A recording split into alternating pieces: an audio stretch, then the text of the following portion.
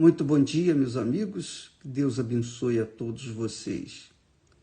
Olha só, você que está abatida, que está aflita, você que está caída, prostrada, desanimada. Eu queria que você soubesse que Deus pensa a seu respeito. O que Deus pensa de uma pessoa que está abatida, uma pessoa que está arrependida, que está contrita. Ele diz assim, presta atenção, ele diz, assim diz o Senhor, assim diz o alto, o sublime, o que habita na eternidade, cujo nome é santo. O nome dele é santo, santíssimo. Num alto e santo lugar habito, como também habito com o contrito, que é o arrependido, e abatido de espírito. Essas palavras alegram o nosso ser, né? Essas palavras são poderosas. A nossa alma fica alegre, o nosso espírito faz-nos compreender perfeitamente os seus significados. Aí diz, assim como também habito com o contrito e abatido de espírito. Para quê? Para vivificar o espírito dos abatidos.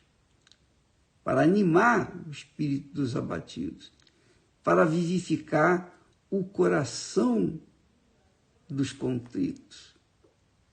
Contrito significa arrependido. Contrito significa, na sua essência, arrependido. Deus sempre, sempre atenta para os arrependidos, para os sinceros. Ele sempre atenta para aqueles que se voltam para ele com sinceridade. Às vezes a pessoa não sabe, ela está sofrendo, ela está gemendo, ela está urrando de dor e não sabe que Deus está ali ao seu lado. Mas a pergunta é, bispo, por que Deus está aí ao lado do aflito, do contrito, do abatido? Por que ele não resolve o problema dessa pessoa? Por que não dá pão para o faminto? Alivia a alma do aflito, já que ele está ali do lado? Pois é, Deus não trabalha dessa forma, minha amiga e meu caro amigo.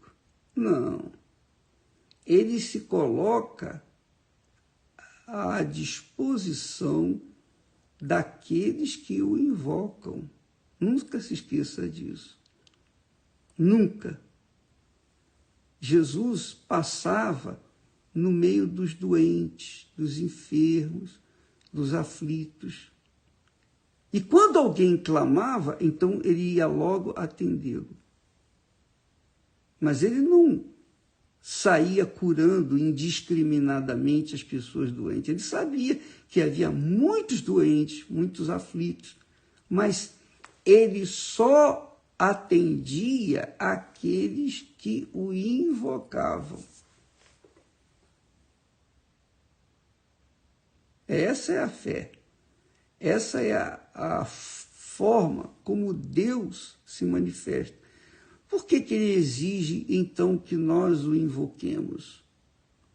Porque ele quer ser considerado. Ele quer que nós venhamos esboçar, manifestar uma fé na sua pessoa, para que, então, ele possa nos atender. Ele disse, eu habito no alto santo lugar, mas eu habito também com contrito e abatido de espírito. Agora, ele habita com o contrito e com o abatido de espírito. Para quê? Para ouvir o seu clamor, a sua súplica. E a pessoa que não o invoca fica para trás, fica sofrendo. É por isso que lá está escrito: invoca-me no dia da angústia, eu te livrarei, e tu me glorificarás. Então, é assim, quando a gente vai no médico, o médico fica esperando que a gente diga para ele o que a gente quer, o que a gente está precisando. Ele não vai adivinhar a nossa situação. A mesma coisa é com Deus, ele sabe. Deus é Deus, ele sabe de todas as coisas.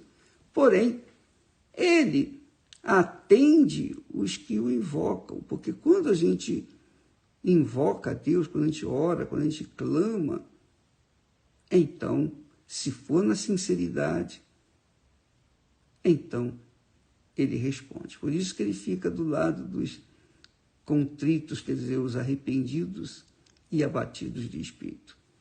Guarde essa, minha amiga, e pratique isso. Agora mesmo, nesse momento, procure um lugarzinho, fale com Deus.